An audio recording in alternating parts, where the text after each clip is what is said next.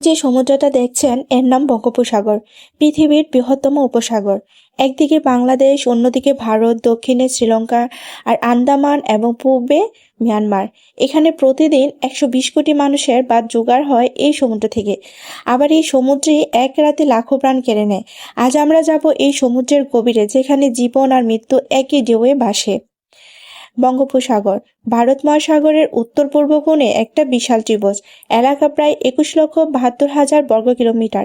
গভীরতম জায়গা জাভা ট্রেঞ্চের কাছে 4,654 মিটার, কিন্তু বেশিরভাগ জায়গার গভীরতা মাত্র 2,000 মিটার নিচে।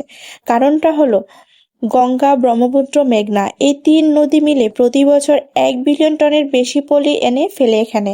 এই পলি দিয়ে তৈরি হয়েছে বিশ্বের বৃহত্তম ডেল্টা, আমাদের সুন্দরবন আর বাংলাদেশের দক্ষিণ উপকূল। এখানে বাস করে পৃথিবীর সবচেয়ে বড় ম্যানগ্রোভ বন সুন্দরবন। একটা বাগি পারে 5 কিলোমিটার সমুদ্র সাঁতার কেটে এক দ্বীপ থেকে আরেক দ্বীপ যেতে। এখানে আছে 330 প্রজাতির পাখি, 120 প্রজাতির মাছ আর ইলিশ, যাকে আমরা বলি সমুদ্রের রূপালী রাজা।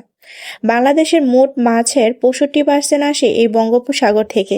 আর আছে ইরাবতী ডলফিন, অলিভ রিডলি কচ্ছপ, যারা প্রতি বছর লক্ষ লক্ষ ডিম পাড়তে আসে উড়িষ্যা আর বাংলাদেশের সমুদ্র থেকে।